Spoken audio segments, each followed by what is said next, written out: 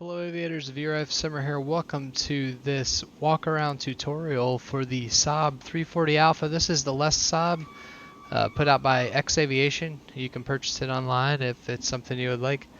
But this is just the quick walk-around tutorial. After you've finished your preparation checks, you can see here they have a nice walk-around checklist that lets you go to each of the positions to check the different components on the aircraft. So let's go ahead and get started right here near the entrance door for the cabins in position 1. So that's the first thing they have you check is just the entrance door and the stairs. Make sure everything looks in good condition. You don't see any cables that are stripped or look like they might come apart.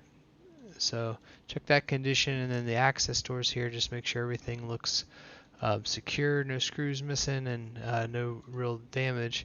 Pitot tubes, we check them. Make sure you have these pitot tube covers removed and you don't see anything clogging the ports, the holes there in the pitot tube. For the angle of attack sensor here, you would look for a freedom of movement also. Don't ever touch it with your bare finger because it could be heated. If you do want to check the freedom of movement, use a pen or another object just to make sure it's not stuck. Windshields, check to make sure you don't see any cracks or obvious damage. Also, it's really important to make sure that they're not dirty. You don't want a bunch of bugs all over the windshields. It can make it very difficult to look for other aircraft because when you're in the air, other aircraft look a lot like a bug on the windscreen. It's hard to spot them. Wipers, just check to make sure that they are stowed and you don't see them bent or stuck in a weird position.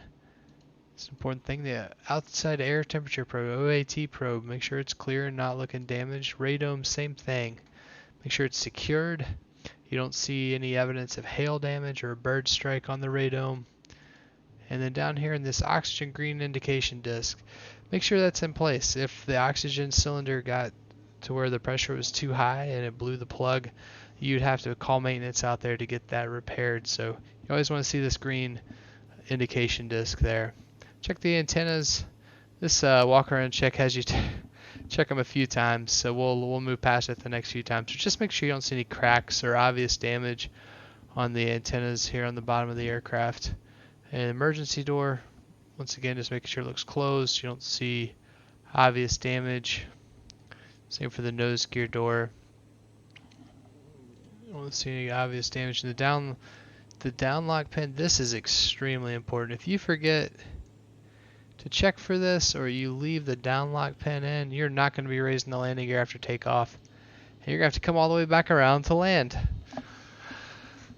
So not a good thing to leave that down lock pin in. Also check the up lock roller and pad. Tire condition, just make sure you don't see any uneven wear in the tire. That could indicate an improper tire pressure.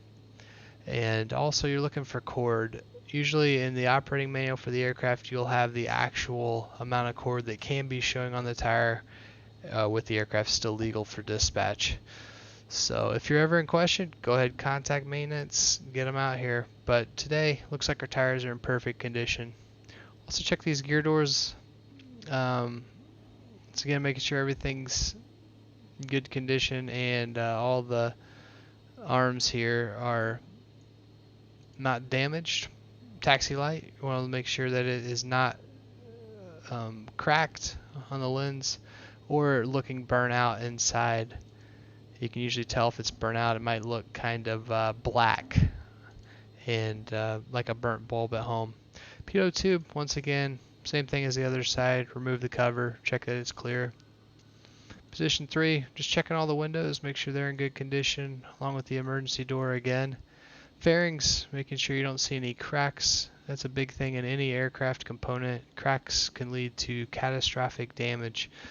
Landing light, once again, making sure it's not burnt out or cracked on the lens cover there. De-ice boot, making sure it looks like it's in good condition, no obvious damage. Fuel drain, don't want to make sure it's clear. Antennas, that's the same thing we looked at earlier. Cowlings, Just make sure you don't see any evidence of a bird damage or any screws or latches loose. Also, all the panels are in place. A lot of times maintenance might be doing some routine things, especially when you come out first thing in the morning, and they might forget to put something back. That is completely possible. So just make sure you do a quick glance over, especially first thing in the morning, make sure everything's there. Also, panels can fly off mid-flight, so it's important to check this after each and every leg. Propeller, make sure you don't see any obvious damage on the propeller. No cracks, no massive nicks. Call maintenance out if you have any questions about any of that. Air intake, including birdcatcher inlet, make sure they're clear. You don't want to see any evidence of bird strike that has not been reported. Oil cooler, make sure that's all clear, along with the PVG oil level needs to be at a good. I think we'll assume that that's checked. And also, you don't want to see any fuel or oil leaking onto the ground. Not only does that require maintenance to come out, it could also be a hazmat issue where the ramp crew will have to deal with it appropriately. De-ice boots, just make sure they have no obvious damage. Refueling points, make sure everything's closed and secured. Nav lights and strobes, you want to make sure that they're not burnt out. Nav lights would be on typically for your walk around. Aileron and trim tab, just gonna make sure it all looks even, no damage, doesn't look like it's out of whack really, or should be level with the wing at this point. Static wicks, make sure they're there. If you do have static wicks missing, check the configuration deviation list, the CDL, and a lot of times it'll tell you how many static wicks can be missing in a particular aircraft, and you can have the aircraft still dispatched legally.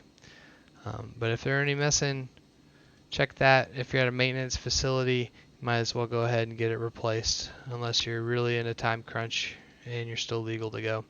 Flaps, make sure they're level, not showing any damage. Exhaust pipe, you don't want to see any, once again, cracks or evidence of severe fire. Looks like Captain's checking out the escape hatch up there, so that's cool. Alright, we'll move on to the next thing here, main landing gear. We just want to make sure, once again, that it's all in good condition. We don't see any leaks of hydraulic fluid. A lot of times you have a lot of hydraulic fluid going into the brakes and other components here.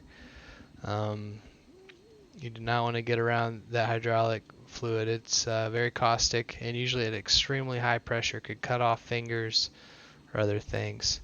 Downlock pin right there, make sure it's removed. If it's not, you're not going to be able to raise the landing gear. You're going to have an angry captain. Uplight controller pad, make sure they're in good condition. Tire condition, same thing we're looking for on that nose wheel. And the gear doors, once again, good condition. Brake wear indicators, you'll have these here on the back end of these aircraft. Just make sure that they're showing that there's plenty of brake pad left. Any question about that, call maintenance out. Wait on wheel switches, just make sure that they're all there and appear to be in good condition. Check the condition of the windows, access ports, and static port here on the back end of the aircraft, along with the de-ice boots on the horizontal stabilizer, vortex generators, and elevators. There are also some static wicks back here to check, as we'll see here in just a second. But really, you're just looking over all these components, making sure you don't see any obvious damage, anything missing on these static wicks, and also that the nav lights aren't burnt out.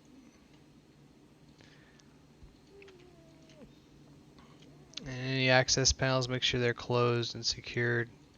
We have that other phantom static port. I do not see the static port back here, but you check it. Cargo door, make sure it's secured closed. If you don't have the ramp coming out, a lot of times you'll need to open it and make sure that everything looks good back there. Cargo net would be down if needed, to make sure that everything is secure back there. It's usually something the aviation authorities are very concerned with. But it looks like we have some country road and other odd bags back here, so we'll let the ramp agents deal with that and get the door closed. We'll check the antenna on the top of the fuselage now. The beacon is right here in the empennage area. And windows, make sure they're good condition. Access doors are all closed once again. Let me make sure I check that. Main landing gear, this is the same thing we're checking on the other side. You don't want to see any hydraulic leaks. Make sure that downlock pin is removed. That is so important. Tire condition check. Make sure the gear doors are in good shape along with the brake wear indicators on this left side and the weight on wheel switches. Alright, checking the exhaust pipe over here for the same thing, along with the flaps, aileron and trim tabs, static wicks. Check to make sure they're there. You'd be surprised how often static wicks go missing. So you really do have to learn how many to expect on each of these aircraft, and then you just count them out as you go around. So refueling point, make sure that's all good. The icing boots are in good shape once again. Alright, cowlings, make sure it's all there. All the panels are closed. Propellers in good order. Air intake and birdcatcher inlet not showing any, along with the birdcatcher exhaust. All clear. Oil cooler, make sure it's good. PGB oil level is good and no fuel or oil spilled on the ground.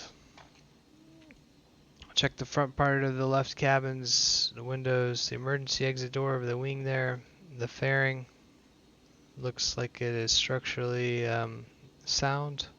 Landing light not burnt out, no cracks in the lens, and de-ice boots good along with the fuel drains being clear.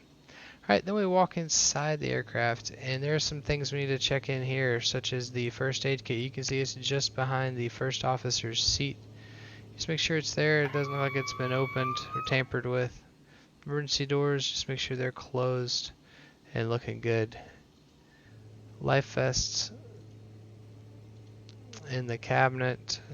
Emergency flashlight right here near the flight attendant's station.